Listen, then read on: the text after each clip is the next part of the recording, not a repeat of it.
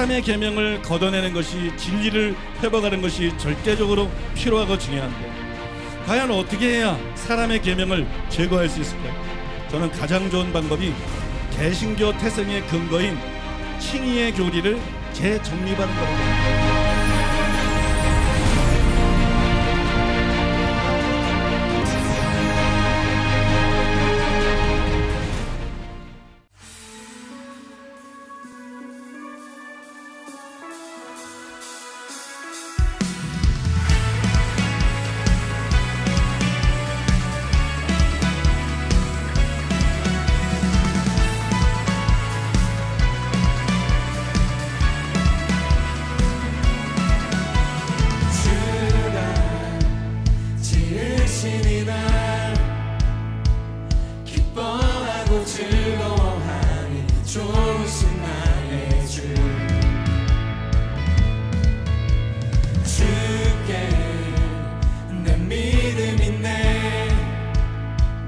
넘치도록 채워주시는 좋으신 하나님,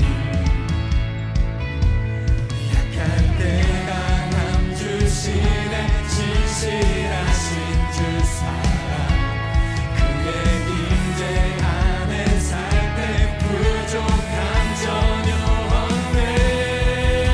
나 기뻐하리 주 안에 내 힘이 있네. 우리의 힘은 주를 기뻐하는 것. 송축해 내 영혼, 내 속에 있는 모든 것. 나 기뻐하리 주 안에 내 힘이 있네.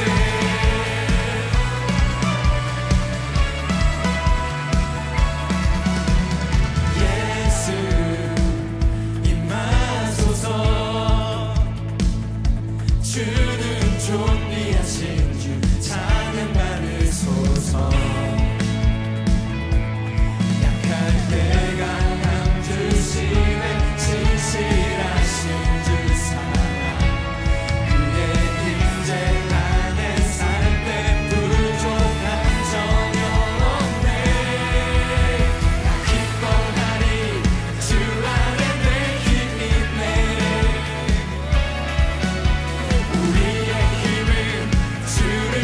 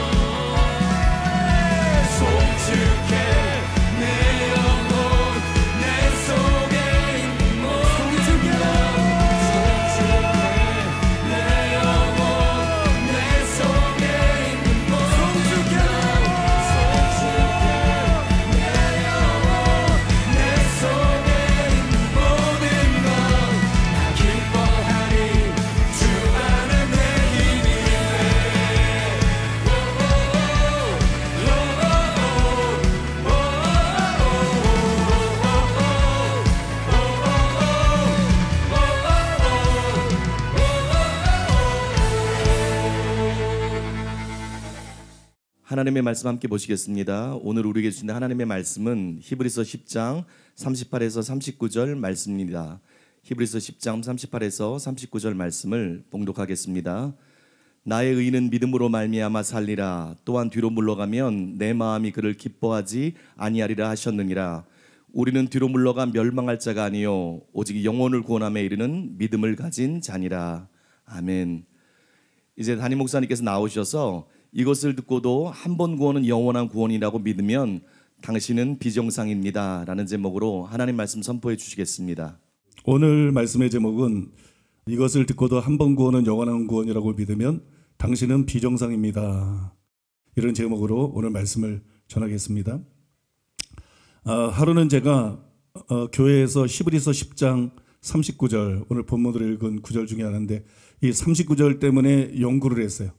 그 굉장히 고민을 했습니다. 그러다가 밤늦게서야 집에 갔어요. 근데 집으로 가는 차 안에서 이 칼빈의 견인의 교리를 끝장낼 수 있는 그 선명한 깨달음들이 임했어요. 항상 제가 그런 걸 가지고 고민하기 때문에 차 안에서 그걸 끝장낼 수 있는 선명한 깨달음들이 임하기 시작했어요. 저는 이 칼빈의 한 번 구원은 영원한 구원이다. 이게 단순히 교리 차이가 아니고 너무 위험한 교리다. 그냥 비성경적일 뿐만이 아니고 너무 위험한 교리다. 이건 너무 잘못된 정도가 아니라 너무 영혼들에게 위험한 교리다. 한 번 구원은 영원한 구원. 이건 너무 위험한 교리다. 그래서 이제 교회 안에서 깨끗이 제거하기를 원합니다. 그래서 그날 이제 차 안에서 아이디어들이 떠오르고 계속 묵상하고 정리한 거를 오늘 여러분들에게 설명해 드리고자 합니다. 관심을 가지고 잘 들어주시기 바랍니다. 첫째로 따라해 보겠습니다. 끝까지 믿음으로 살아야 한다. 10분 양보를 해서 39절이 한 번 구원은 영원한 구원을 지지한다는 이 칼빈주의자들의 주장이 맞다고 해도 틀리지만 이게 맞다고 해도 절대로 변하지 않는 사실이 있어요. 그것은 끝까지 믿음으로 살아야 되고 뒤로 물러가면 하나님이 기뻐하지 않는다. 39절에 보면 우리는 뒤로 물러가면 멸망할 자가 아니요. 그렇기 때문에 뒤로 물러가면 하나님이 기뻐하지 않는다. 이 얘기는 그 사람들이 멸망한다. 그런 얘기입니다. 그러니까 38절뿐만 아니라 39절도 그 얘기라고 하는 거예요.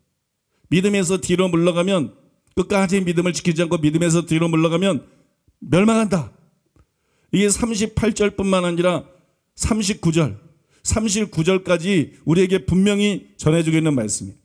그래서 한 번 구원, 영원한 구원 이거를 인정한다 할지라도 믿음을 끝까지 지키는 자만 천국 가는 것이지 믿음을 끝까지 지키지 않으면 절대로 여러분 천국에 갈 수가 없는 거예요. 비록 이제 칼빈주의자들이 이걸 인정을 해요. 그러면서 가정이라 그래요. 실제로 일어나지 않는 일이다. 이런 단서를 달긴 하지만 칼빈주의자들도 이거를 인정하는 거예요.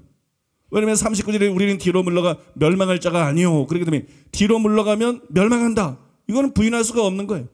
성경의 절대적인 진리인 거예요. 그러니까 우리가 믿음을 끝까지 지키고 믿음으로 살아야 되지 믿음에서 뒤로 물러가면 멸망한다.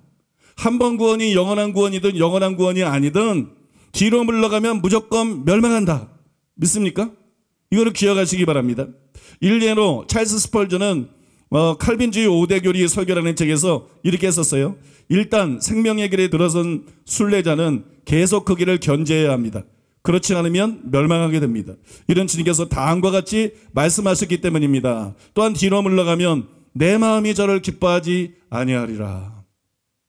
찰스 스펄전은 설교의 왕자라 그러는데 칼빈주의 이 설교자 중에 아주 대단히 유명한 설교자죠. 근데 여러분 찰스 스펄전은 칼빈주의자인데 뒤로 물러가면 멸망한다. 성경에 기록이 돼 있다. 그러니까 이건 칼빈주의자도 다 인정하는 거라니까. 그러니까 우리 한국에 보면 아주 칼빈주의를 광신적으로 믿는 사람들을 보면 어떤 사람이 옛날에 예수를 믿었기 때문에 지금 교회 안 나오지만 그 사람 구원받는다는 이런 사람, 이거는 완전히 이단이에요. 이단. 이거는 칼빈주의 입장에서 벌써도 이단이에요. 한 번 구원은 영원한 구원이고 과거에 그가 예수를 믿었으니까 지금 교회 안 나오는데도 그는 천국 갈 것이다. 이런 사람도 있더라니까. 그러고 교회 안 나오면서도 그냥 자신만만하고 자기는 천국 간다. 아주 이상한 현상들이 일어나고 있다니까요. 여러분 이것은 지난 시간에 여러분들에게 소개해드린 대로 알버트 반즈와 아더 핑크의 글에도 잘 나타나 있어요. 그들도 뒤로 물러가면 반드시 멸망한다. 그거를 여러분 분명히 사실로 인정하면서 또 칼빈의 교리를 설명하고 있습니다. 이처럼 이것은 양쪽 진영이 모두 인정하는 절대적인 진리예요. 뒤로 물러가면 멸망한다. 배교하면 멸망한다. 타락하면 멸망한다. 믿습니까?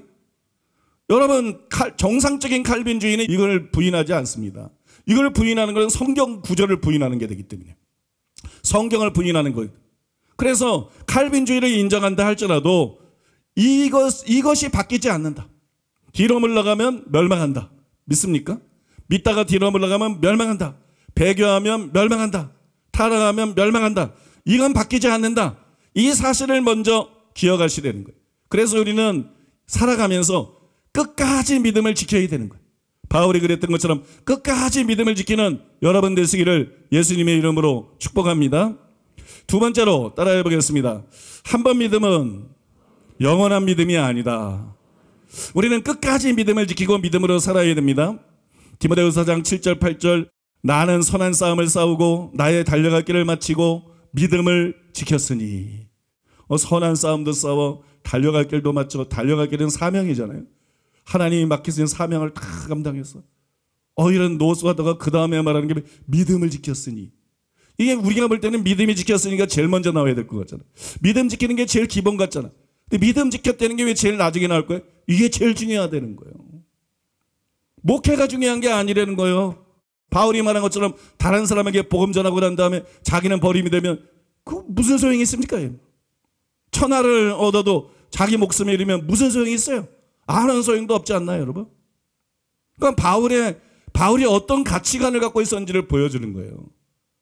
그런데 제일 중요한 게 뭐냐? 믿음을 지키는 거예요. 믿음을 지키는 거. 뒤에 보면은 의의 면류관이 예비되었으니. 의의 면류관이 무슨 면류관이요? 의의 면류관. 의를 얻는다는 거예요. 무슨 의예요? 아직의 칭의. 아직의 칭의. 궁극적인 칭의. 궁극적인 구원.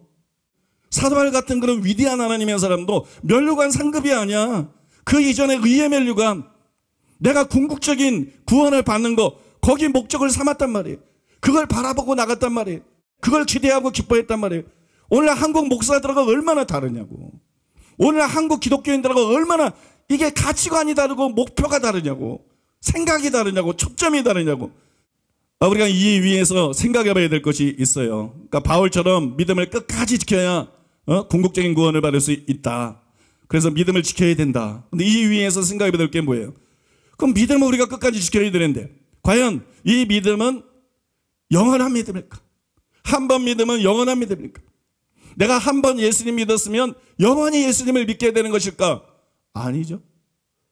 한 번 믿음이 영원한 믿음이면 예수님이 배교를 경계하지 않았겠죠. 성경이 그렇게 말하는 배교와 타락을 경계하지 않았겠죠. 과연 한 번 믿음은 영원한 믿음이냐 아니냐? 만약에 한 번 믿음이 영원한 믿음이면 한 번 구원도 영원한 구원이에요. 믿음으로 구원받는 거니까. 믿습니까? 그런데 한 번 믿음이 영원한 믿음이 아니면 여러분 한 번 구원은 영원한 구원이 아닌 거죠.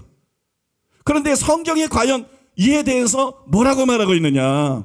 누가복음 8장 13절에 보니까는 바위 있다는 것은 말씀을 들을 때 기쁨으로 받으나 뿌리가 없어 잠깐 믿다가 시련을 당할 때 배반하는 자요. 잠깐 믿었다 그래서 그럼 이 믿음이 영원한 거야 아니에요? 예수님이 믿었다 그래서 그럼 안 믿은 거예요? 믿은 거예요? 믿은 거죠. 근데 잠깐 믿었다 그래서 그 다음에 배반했다 그래서 그 믿음을 배반한 거 아니에요? 예수님을 배반하고 믿음을 배반한 거 아니에요? 디모데전서 1장 19절에 20절을 보니까 믿음과 착한 양심을 가지라. 어떤 이들이 양심을 버렸고 그 믿음의 관하에는 파선하였느니라. 그 가운데 후메네와 알렉산더가 있으니 내가 사탄에게 내준 것은 그들로 훈계를 받아 신성을 보도하지 못하게 하려 함이라. 이렇게 말했어요. 여기도 믿음과 착한 양심을 가져라. 어떠들이 양심을 버렸고 그 믿음의 관하에는 파선하였느니라. 바다에 막 그냥 광풍이 불고 파도가 치는데 태풍이 몰아치는데 배가 한 척도 안 뛰어 있어. 그러면 파손되는 건 배는 하나도 없어. 배가 있어야 파손되는 거 아니에요. 그러니까 믿음을 배에 비교를 해서 믿음을 배에 비교했는데 그 어떤 사람은 그 믿음이 파손했다. 믿음이 있었으니까 파손하는 거 아니에요? 믿음이 없는데 어떻게 파손해? 그러니까 믿음이 영원하다는 거야 아니에요? 여러분 믿음이 영원하지 않다는 거예요. 양심 버리면 믿음이 파손할 수 있다는 거예요. 그런데 이 두 가지 말씀이 보여주는 것처럼 배교와 타락 두 가지 면에서 한 번 믿으면 영원한 믿음이 아니에요. 세 번째로 따라해 보겠습니다. 참 믿음은 행함이 있는 믿음이다. 우리나라의 장로교 신자들이 망가가고 있는 것이 있는데 그게 뭐냐 그러면요. 설사 한 번 구원은 영원한 구원을 인정한다고 해도 행함이 있는 믿음이 있어야 천국에 간다. 이게 또 변하지 않는다는 거예요.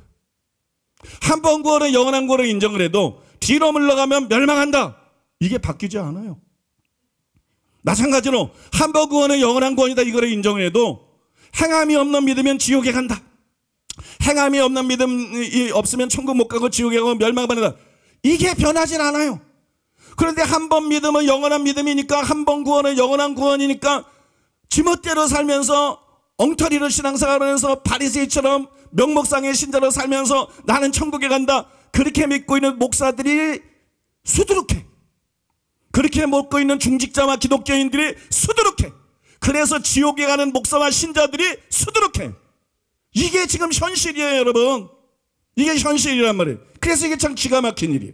마태복음 7장 21절 나더러 주여 주여 하는 자마다 다 천국에 들어갈 것이 아니요 다만 하늘에 계신 내 아버지의 뜻대로 하는 자라야 들어가리라. 이걸 누가 바꿔? 그럼 이거로 진리인 거예요. 다른 진리가 이걸 바꿀 수 있는 게 아니라는 말이에요. 야고보서 1장 14절 내 형제들아 만일 사람이 믿음이 있노라고 행함이 없으면 무슨 이익이 있으리요? 그 믿음이 너희 자기를 구원하거니와. 이걸 도대체 뭐로 바꿉니까?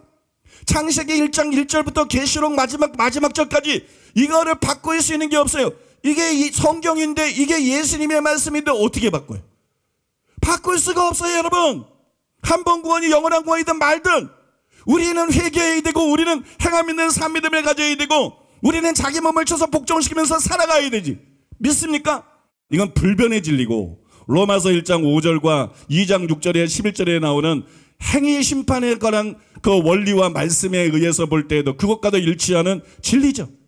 이게 복음서에 나오는 게 아니라 로마서에서 바울이 또한 재확인한 진리이기도 하다는 것이에요. 바울의 입장이 다르지 않다는 거예요. 바울의 입장이 예수님하고 다를 수가 없는 거죠. 바울이 뭔데 예수님하고 다른 얘기를 감히 해요. 그럴 리가 없는 것이에요 여러분. 그러므로 여러분 이거는 결코 바뀔 수가 없는 진리입니다. 사랑하는 여러분, 그런데 생각해 보세요. 한 번 구원이 영원한 구원이든 아니든 행함이 있는 믿음이 가져야만 천국에 갈 수 있는데 그런데 구원받은 신자는 범죄하거나 타락할 수 없습니까? 여러분 진짜 한 번 구원이 영원한 구원이 되려고 그러면 구원받은 사람은 범죄할 수 없어야 돼. 구원받은 사람은 타락할 수 없어야 돼. 구원받은 사람은 배교할 수 없어야 돼. 그런데 다 구원받은 사람에게 그거 경고하는 거 아니에요 성경이? 여러분 구원받은 사람들이 범죄하거나 타락할 수 있나요 없나요? 당연히 있지요. 여러분 타락이 왜 일어나는데 잘못된 선택이거든요. 짐승은 타락을 안 해요. 사람은 타락해요. 왜냐하면 자유의지가 있기 때문에. 그러면 우리가 예수 믿고 난 다음에는 사람에서 로봇가 됩니까? 우리가 예수 믿기 전에는 자유의지가 있어서 죄도 짓고 막 그랬는데 예수 믿고 난 후에는 갑자기 로봇가 돼가지고 자유의지가 없어져 버려요. 예수 믿고 난 다음에도 여전히 자유의지가 있다는 말이에요. 이해가 되십니까? 그러니까 예수 믿고 나면도 당연히 죄를 지을 수도 있고 타락할 수도 있고 배교할 수도 있는 것이에요. 당연한 것이에요 여러분. 자유의지가 여전히 있는데 무슨 배교를 못한다는 거예요? 사람이라는 거는 몸의 구속이 이루어질 때까지 바울도 자기 몸을 쳐서 복종시킨 것처럼 누구나 범죄하고 타락하고 배교할 가능성이 있는 거예요 여러분. 믿습니까? 예를 들어서 로마서 4장에 의하면 아브라함만 인용한 게 아니라 다윗의 시를 인용했잖아요. 그러니까 칭의를 설명하면서. 그러니까 다윗도 구약시대 사람이지만 믿고 의롭다함을 바른 사람이에요. 그러니까 다윗이 믿고 의롭다함 바른 사람이기 때문에 죄를 안 졌나요? 그 다음에 밧세바하고 죄 졌잖아요. 우리아도 죽였잖아요. 그죠? 큰 죄를 지었죠. 그 후에 이렇게 기도합니다. 시편 51편 10절에서 11절에 보니까 하나님이여 내 속에 정한 마음을 창조하시고 정직한 영을 새롭게 하소서. 여러분 문맥을 통해서 보면 다시 범죄했잖아. 마음이 더러워졌잖아. 정결한 마음을 원하는 거예요. 참된 신자의 상태는 팔복이 말하는 것처럼 마음이 청결한 자는 복이 있나니 저희가 하나님을 볼 것이며 7계명을 삼령하면서 말한 것처럼 여자를 보고 음욕을 품는 자마다 지옥에 간다. 마음이 청결한 자만 천국에 간다. 그게 서기관과 바리새인보다 나은 의의 한 부분이다. 분명히 말씀했잖아. 왜 무서움이 없지? 왜 하나님을 두려워하지 않지? 왜 하나님의 말씀을 두려워하지 않지? 왜 신자라 그러면서 장로 권사라 그러면서 하나님의 말씀을 두려워하지 않지? 여러분 마음이 청결하지 않으면 끝난 거예요. 마음이 청결해야 되는 거예요. 믿습니까? 그러면서 나를 주 앞에서 쫓아내지 마시며 주의 성신을 내게서 거두지 마소서. 무슨 얘기입니까? 전임 사울에게서 성령을 거두고 악신이 임하고 하나님의 그를 버린 것을 봤거든요. 하나님의 그를 쫓아낸 것을 봤거든요. 나를 주 앞에서 쫓아내지 마시옵소서. 왕자가 문제가 아니야. 왕위가 문제가 아니야. 나를 주 앞에서 쫓아내지 마시옵소서. 내게서 주의 성신을 거두지 마소서. 나를 버리지 말라는 거예요. 다윗이 버림받으시다는 걸 알고 있는 거예요. 나를 버리지 말아 주시옵소서. 내 죄를 용서하시고 나를 회복시키시고 나를 버리지 말아 주시옵소서. 사랑하는 여러분, 너무너무 두려운 일들에 대해서, 너무너무 두려운 현실과 현상에 대해서 제가 지금 여러분들에게 말하고 있는 거예요. 그러니까 여러분, 믿는 자가 타락할 수 있나요, 없나요? 믿는 자가 버림받을 수 있나요, 없나요? 타락할 수 있고 버림받을 수 있는 것입니다. 그래서 우리는 칼빈의 견인의 교리를 믿고 있는 사람들에게 이렇게 물어봐야 돼요. 그래, 한 번 구원은 영원한 구원이라고 하자. 그런데 그래도 행함 있는 산믿음만 가진 사람만 천국에 들어가는데, 그걸 바꿀 수가 없는데 너는 과연 죄를 버리고 하나님 말씀대로 살고 있느냐? 그걸 물어야 돼. 심판은 행위 구원은 아니지만 심판은 행위 심판이야. 믿습니까? 심판은 행위 심판이야. 네가 어떻게 믿든 말든. 근데 너는 그럼 지금 하나님 말씀대로 살고 있느냐? 네가 한 번 구원은 영원한 구원이라고 믿든 말든 그게 피난처가 될 수 있는 게 아니다. 네가 정말 하나님 말씀대로 살고 있어야 네가 안전한 것이다. 이건 역으로도 진리예요. 우리는 그들과 다르게 한 번 구원은 영원한 구원이 아니다. 구원받는 사람도 버림받을 수 있다. 이걸 알고 있어요. 복입니다, 여러분. 복입니다. 특권입니다. 복 중에 복입니다. 영적인 복권 맞은 겁니다. 우리는 한 번 구원은 영원한 구원이 아니다. 안다 그래서 안전한 게 아니에요, 여러분. 알면 사도 바울이 그걸 알기 때문에 내가 다른 사람에게 복음을 전한 뒤에 나는 버림이 될까 두려워 내 몸을 쳐서 복종시킨다고 말했던 것처럼. 믿습니까? 자기 몸을 쳐서 복종시켜서 하나님의 말씀대로 살아야 안전한 것입니다. 그러니까 우리가 죽을 때까지, 예수님 다시 오실 때까지 다른 사람에게, 우리 자신에게 물어야 될 질문이 뭐냐? 나는 하나님 말씀대로 살고 있나? 이거예요. 딴 거 아닙니다. 나는 지금 하나님 말씀대로 살고 있나? 나의 믿음에 행함이 있는 믿음인가? 목회자들은 나는 행하며 가르치는 자인가? 믿습니까? 이거 물으시기 바랍니다.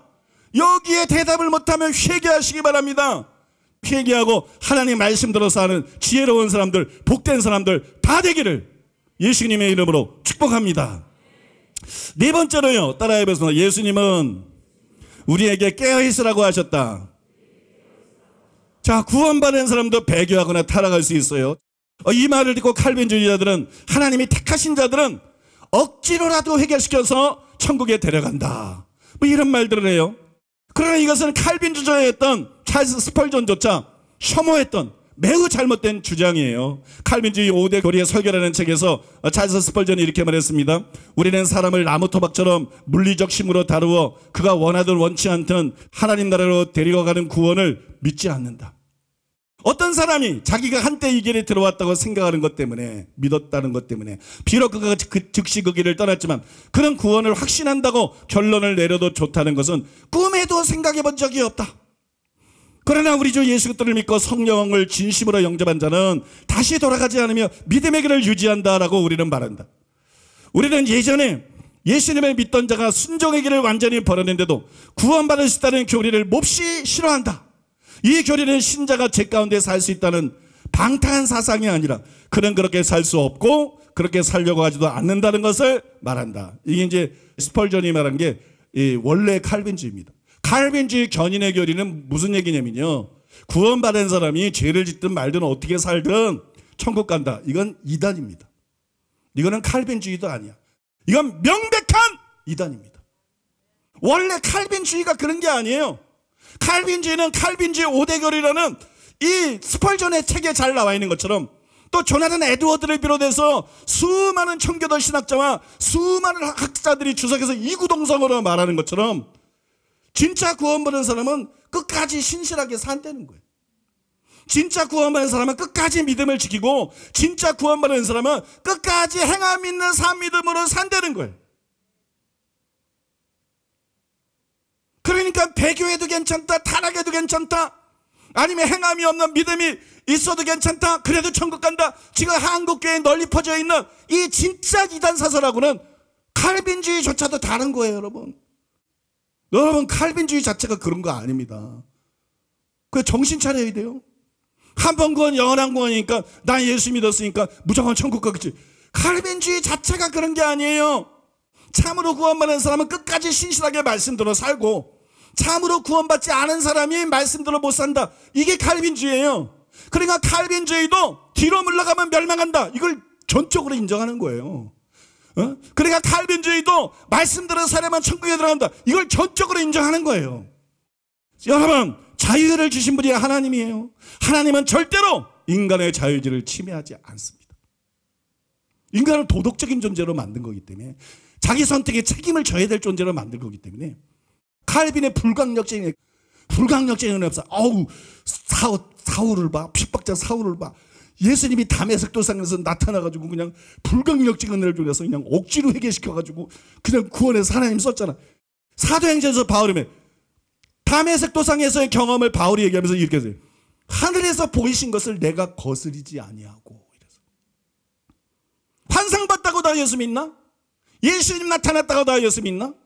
영적인 체험했다고 예수 믿나? 입신했던 사람들 세상으로 가는 사람이 수두룩이에요, 여러분. 그게 불강력인 게 아니에요. 바울이 거스릴 수 있었어요. 믿습니까? 내가 하늘에서 내게 보이신 것을 거스리지 아니하고 그거 순복한 것이에요. 불강력적인 은혜가 어디 있습니까? 사람이 돌멩입니까? 사람이 나무 조각입니까?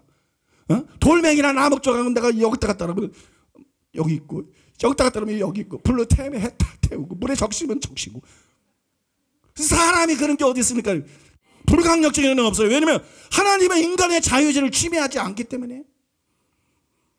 여러분, 케네스 세긴 목사님 책이나 하워드 피트만 목사님의 영적 체험에도 나오잖아요. 주님이 직접 말씀하잖아요. 그것뿐만 아니라 뭐 리차드 이비의 간증이나 사후체험 간증이나 수많은 데 반복되는 게 뭐예요? 하나님은 인간의 자유의지를 침해하지 않는다. 마귀도 인간의 자유의지를 침해하지 않는다. 수호 천사도 인간의 자유의지를 침해하지 않는다. 믿습니까? 하나님의 인간의 자유의지를 침해하면 다 우리는 예수님 돼버려요. 다 천사처럼 돼버려요. 마귀가 여러분 인간의 자유의지를 침해할 수 있으면 사람이 다 악마가 돼버립니다. 악한 사람들은 다 악마가 돼버립니다. 하나님도 마귀도 천사도 인간의 자유의지를 절대로 여러분 침해하지 않아요.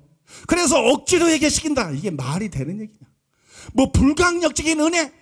이게 도대체 이게 말이 되는 소리를 지금 떠드는 거냐? 여러분, 이제 우리는 정말 분별하고 깨어나야 됩니다. 그럼에도 불구하고 그렇게 맹신하는 사람들이 많잖아요. 그렇게 맹신하고 있는 사람들에게 저는 깨어있으라, 이 예수님의 말씀을 상기시켜드리고 싶어요. 재림에 대해서 말씀하시면서 재림에 대한 예수님의 핵심 가르침이 뭐예요? 깨어있어라. 그날이 언제 올지 모르니까, 아무도 모르니까 깨어있어라. 생각해 보세요. 재림은 전 인류에게 동시에 일어납니다. 공중재림, 지상재림 이런 거 없어요. 그건 사람들이 만들어낸 거고. 여러분, 통과설입니다. 성경을 정확하게 보면 통과설이 100% 통과설입니다. 재림은 한 번밖에 없어요. 예수님의 재림은 전 인류에게 동시에 발생합니다. 그때 하나님께서 모든 신자들을 억지로 회개시켜서 깨어있게 하실까요? 그렇지 않아요. 왜? 깨어있으라는 것은 명령이지 약속이 아니에요. 우리들 보고 잠자지 말고 죄잠에 빠지지 말고 깨어있으라고 말씀한 거지, 내가 너희들을 깨어있게 하겠다고 말씀한 게 아니에요. 믿습니까? 그러니까 예수님이 재림할 때 깨어있어야만 들림받을 수 있는데, 그날이 전 세계 모든 신자들에게 동시에 임하는데, 과연 하나님께서 구원받은 모든 신자들을 그 시간에 깨어있게 하실 것인가 말 것인가? 그렇게 안 한다는 것입니다. 그래서 어떤 사람은 데려감 당하고 어떤 사람은 버려당하고, 이게 뭐냐? 하나님이 누구도 억지로 회개시키지 않는다는 거예요. 하나님이 누구도 억지로 회개시키지 않고 하나님이 누구도 억지로 구원하지 않는다는 거예요. 여러분 믿으십니까? 그러니까 여러분, 칼빈의 교리는 잘못된 것이에요. 한 번 구원은 영원한 구원이 아니에요. 구원받는 사람은 당연히 버림받을 수 있는 것을 믿으시기 바랍니다. 마지막 5번째로 따라해보겠습니다. 구약시대나 신약시대나 신앙의 시스템이 똑같다. 많은 사람들이 구약시대와 신약시대는 다르다, 이거를 칼빈의 견인의 교리의 근거로 삼아요. 그러나 성경을 우리가 자세히 읽어보면 두 시대 다, 구약시대나 신약시대나 율법의 행위가 아니라 믿음으로 의롭다함을 받습니다. 로마서 4장이 잘 나와 있어요. 아브라함뿐만 아니라 우리도 믿음으로 의롭다함 받는다. 구약시대나 신약시대다 믿음으로 의롭다함 받는다. 또한 두 시대 다 구원받은 사람이 버림받을 수 있다. 대표적으로 에스겔서 18장 24절 26절하고 고린도전서 10장 1절에서 12절을 서로 비교해보면, 구약시대 때도 구원받은 사람이 버림받을 수 있었고 신약시대 때도 구원받은 사람이 버림받을 수 있다는 것을 우리가 확실히 알 수가 있습니다. 그러니까 뭐예요? 시스템이 똑같다. 자꾸 사람들이 구약시대와 신약시대는 다르다고 생각했어. 구약시대들은 분명히 버림받은 인물이 나오고, 구약시대들은 분명히 버림받는 것에 관한 말씀들이 나오지만, 그래서 구약시대 때는 버림받은 사람이 있다는 걸 인정할 수밖에 없지만, 그러나 구약시대와 신약시대는 다르다. 그때는 율법시대고 지금은 은혜시대다. 그래서 지금은 구원받은 사람 중에 버림받은 사람이 없다. 이건 칼빈주의들이 만들어낸 거짓말입니다. 성경에 전혀 근거가 없는 거짓말입니다. 성경에서 바울은 율법의 행위로 구원받을 수 없다는 것을 설명하기 위해서 레위기 18장 5절을 인용했어요. 바울은 새 언약의 입장에서 이 구절을 보았고 또 율법주의의 개념으로 인용을 했습니다. 그건 정당한 것이에요. 그러나 이 구절 자체가 율법주의가 아니라 신율주의에 대한 말씀이에요. 신율주의가 뭐냐? 간단합니다.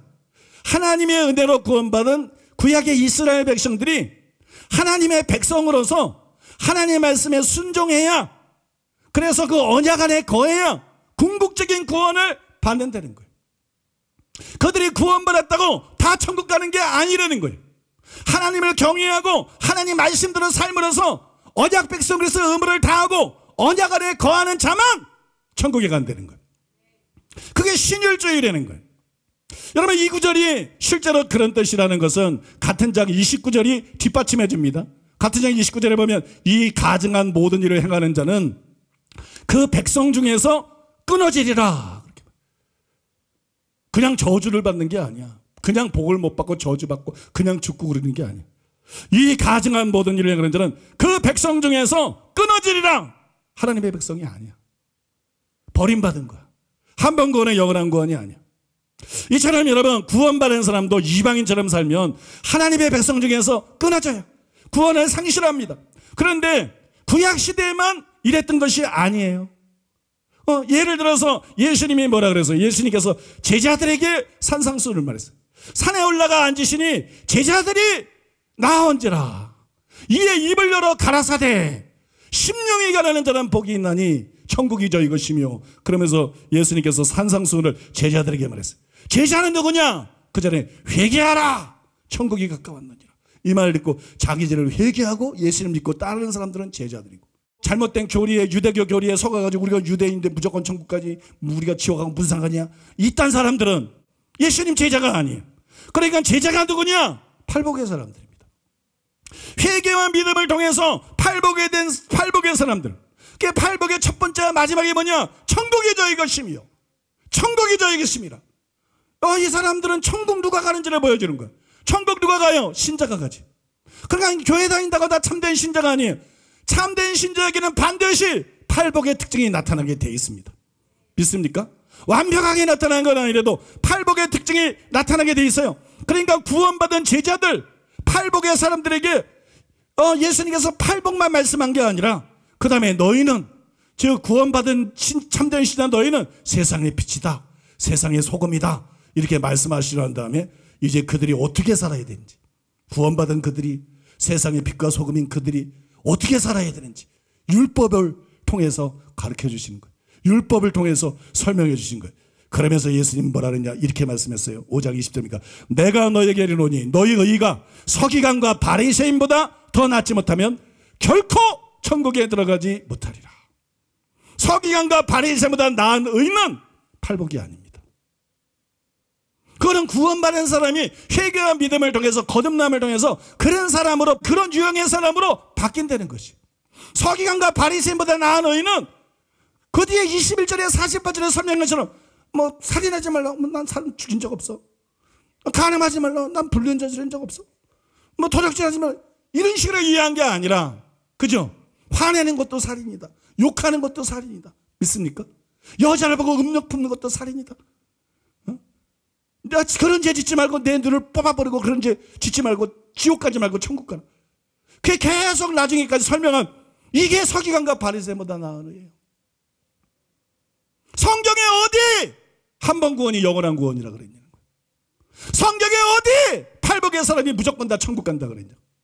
그 다음에 그거는 구원이고, 그 다음에는 성화의 가정이 있는 거예요. 이처럼 여러분 신약시대 때도 계명을 지킴으로 은혜 안에 거하지 않으면 천국에 들어갈 수가 없어요. 마태복음 7장 21절도 그걸 뒷받침해 주는 거고요. 히브리서 저자는 이거를 히브리서 3장 4장에서 설명을 했어요. 그러나 가장 잘 설명한 것은 고린도전서 10장이죠. 거기서 바울은 구약시대 이스라엘 백성들이 불순종함으로 버림받은 몇 가지 예를 든 후에 놀랍게도 6절과 10절에 보니까는 뭐라고 하면 그것이 우리를 위한 본복이다. 구약시대 때 이스라엘 백성들이 버림받은 게 신약의 우리를 위한 본복이다. 그럼 구약에는 버림받을 수 있고 신약에는 버림받을 수 없으면 본보기가 될 수 없죠. 구약에 버림받을 수 있었던 것처럼 신약에도 버림받을 수 있기 때문에 본보기가 되는 거 아니겠어요? 그죠? 둘 다 시스템이 같다는 거 아니겠어요? 또 그전에는 고린도전서 27절 내가 내 몸을 쳐서 복종하면 버림받을 것과 두려워합니다. 그 고백했잖아요. 뒤에는 또 뭐였어요? 고린도전서 10장 12절 선줄로 생각한 자는 넘어질까 조심하라. 여러분 구절 자체나 그 전이나 그 후나 문맥을 보려는 거예요. 액면 그대로 그런 뜻이라는 거예요. 구약시대 때 구원받은 많은 하나님의 백성들이 범죄하고 타락해서 버림받아 멸망당한 것처럼 교회 다니는 우리에게도 그런 위험이 있다는 거예요. 달라진 것이 없다는 거예요. 그림자가 실체로 드러났을 뿐이지 여러분 그 성격이 완전히 바뀐 것이 아니라는 거예요. 여러분 구약이나 신약이나 시스템이 똑같습니다. 평결을 내려놓고 읽어보면 정오의 태양처럼 그 진리가 분명하게 성경에 드러나 있어요. 그래서 총신대 이한수 교수님도 이 장에 대해서 이렇게 썼습니다. 구약과 신약은 분리된 것이 아니다.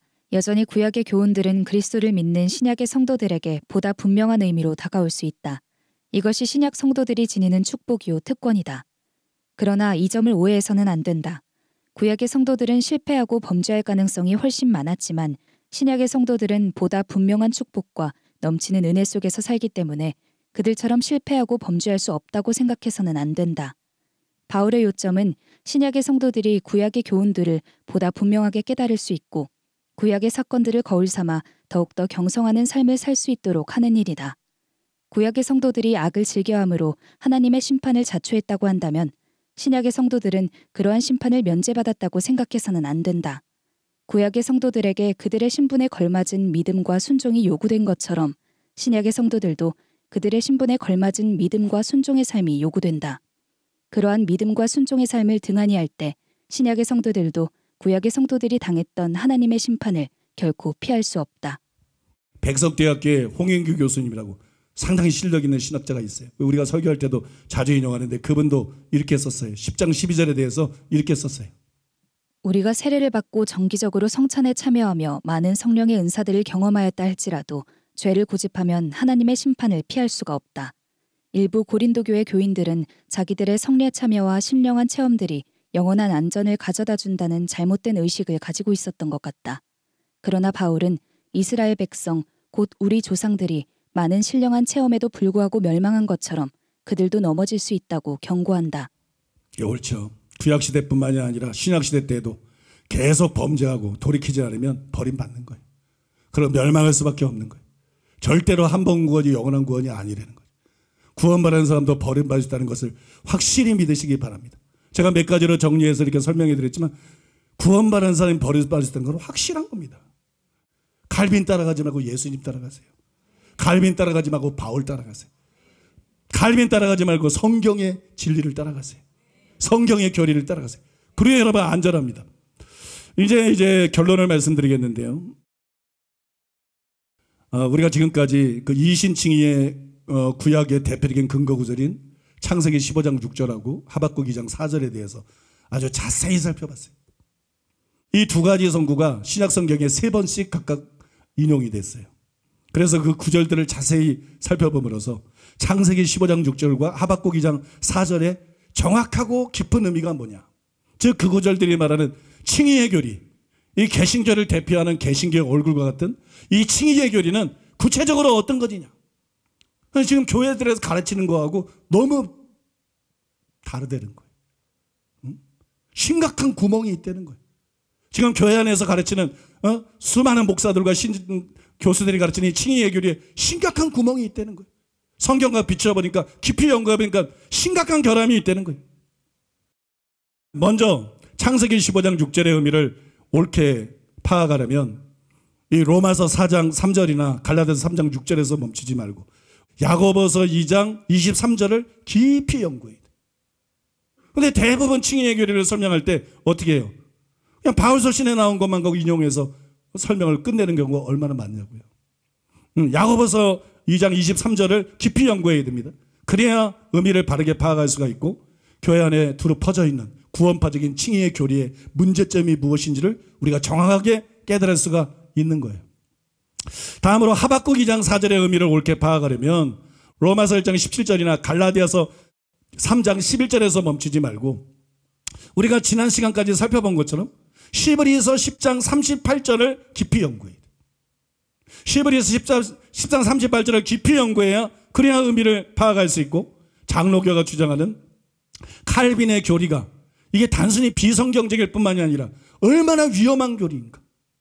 얼마나 목사들에게 얼마나 장로와 권사와 신자들에게 이게 얼마나 이 무시무시하고 위험한 교리인가. 그거 여러분 깨달아야 할 수가 있다는 것이. 결과적으로 말씀을 드리면 창세기 15장 6절에 대한 연구는 우리에게 루터가 가르친 칭의의 교리의 결함을 뚜렷하게 보여줍니다. 또 하박국 2장 4절에 대한 연구는 우리에게 칼빈의 한 번 구원은 영원한 구원이라는 교리가 얼마나 비성경적이고 위험한 것인지를 뚜렷하게 보여줍니다. 개신교의 밝은 미래, 그 다음에 묻 영혼들의 안전을 위해서 이 두 가지는 반드시 교회 안에서 발본색원해야 된다. 반드시 개신교 안에서 이 두 가지는 뿌리 뽑아야 된다. 이건 하나님의 말씀이 아니다. 이건 기독교의 교리가 아니다. 이건 칼빈이나 루터가 만들어낸 사람의 계명이다. 사람의 계명이 뭐예요? 하나님의 말씀이 아니라는 거예요. 성경 구절을 읽고 하나님의 말씀인 것처럼 목사들이 설교를 하지만 잘못 해석한 거예요. 왜곡한 거예요. 그러니까는 목사가 강당에서 전하는 것은 하나님의 말씀이어야 돼. 진리를 옳게 분별해서 정말 성경 저자들이 계시받고 말하고자 한 내용을 전해야 그게 설교예요. 근데 너무나 많은 목사들이 하나님의 말씀이 아니라 성경을 읽고 예수님의 말이 아니라 바울의 말이 아니라 사도들의 말이 아니라 루터의 말을 설교한다. 성경을 읽고 예수님의 말 바울의 말이 아니라 칼빈의 주장을 설교한다고. 이해가 되십니까 여러분? 그래서 사람의 계명이라는 거예요. 예수님의 말씀, 사도들의 말씀, 성경 말씀은 단순히 사람의 말이 아닙니다. 예수님을 통해 사도들을 통해 하나님께서 계시하신 것이고 하나님의 말씀이고 하나님의 진리예요. 그러나 루터는 아닙니다. 칼빈은 아닙니다. 그는 우리가 전적으로 믿고 따를 예수님이나 바울이나 12사도 같은 존재가 아닙니다. 루터는 분별의 대상입니다. 칼빈은 분별의 대상입니다. 여러분 이해하십니까? 이거는 사람의 계명이다. 믿습니까? 사람의 계명이다. 이 두 가지 뿌리 뽑아야 된다는 거예요. 물론 중세 암흑시대나 지금의 카톨릭의 행태를 볼 때 종교개혁은 꼭 필요한 것이었어요. 종교개혁은 잘한 것입니다. 종교개혁자들의 공도 큽니다. 그래서 어떤 사람들은 루터와 칼빈의 오류를 과감하게 드러내고 바로잡고자 하는 저를 보고 위험한 인물이다. 아무도 루터를 저렇게 쉽게 말하지 않는데 딴 사람들은 루터나 칼빈 저렇게 얘기 안 하는데 그런 거 보니까 위험한 인물이다. 저 사람 위험한 인물이다. 이렇게 생각할 수 있어요. 그러나 진짜 영혼들에게 위험한 것은 내가 아니고 내 말이 아니고 루터의 거짓 교리입니다. 칼빈의 거짓 교리입니다. 그것 때문에 지옥 간 사람이 수를 해야 할 수가 없습니다. 진짜 위험한 것은 루터와 칼빈을 통해 들어온 사람의 계명들입니다. 그런데 감사하게도 이런 문제, 이런 위험을 나 혼자 캐치한 것이냐? 그게 아니에요. 하나 예를 들면 2011년 11월 7일에 한국이 나온 세계적인 신학자라는 평을 받고 있는 김세현 박사님이 서울 명동의 청아람에서 열린 가을 사경회에서 한국교회 개혁을 위해서 날선 설교를 했어요. 한국교회 개혁을 위해서 설교를 했는데 모 신문이 이걸 기사화했어요. 제목이 뭐냐면 교회 개혁 삐뚤어진 칭의부터 바르게입니다. 교회 개혁 삐뚤어진 칭의부터 바르게. 놀랍지 않나요? 또 거기에 보니까는 개독, 먹사라고 비난을 받아도 싸다. 중세 카톨릭 교회와 같다. 구원론이 구원파가 다르지 않다. 이런 매우 강한 말들로 기사 상단에 타이틀을 장식했어요. 그 다음은 그 기사의 내용 중에 일부인데요. 제가 읽어드리겠습니다. 김세윤 박사는 칭의의 올바른 이해와 산상수훈의 실천이 한국교회 개혁의 길이라고 했다. 맞습니다. 나하고 생각이 똑같아. 한국교회가 개신교가 달라지려면 지금까지 쭉 설명해서 칭의의 교리가 성경으로 돌아가야 돼. 교정이 돼야 돼. 그 다음에 산상수훈 설교 내가 아직 다 끝내지 못했지만 산상수훈을 실천해야 돼. 아버지 뜻대로 행하는 자리에 들어가리라. 그게 산상수훈이야. 서기관과 바리새인보다 나은 의, 그게 산상수훈에 순종하는 거야. 아버지의 뜻대로 행하는 자들은 그게 산상수훈이야. 행함 있는 사람 믿음, 그 행함, 그게 산상수훈을 행하는 거야. 이해가 되십니까, 여러분?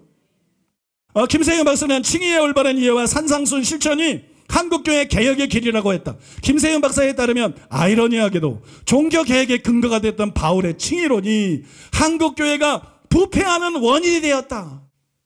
한국교회가 바울의 칭의론을 왜곡했기 때문이다. 한국교회는 교인들에게 믿으면 무조건 구원받는다고 강조했고 이는 행위 없는 믿음을 갖게 했다.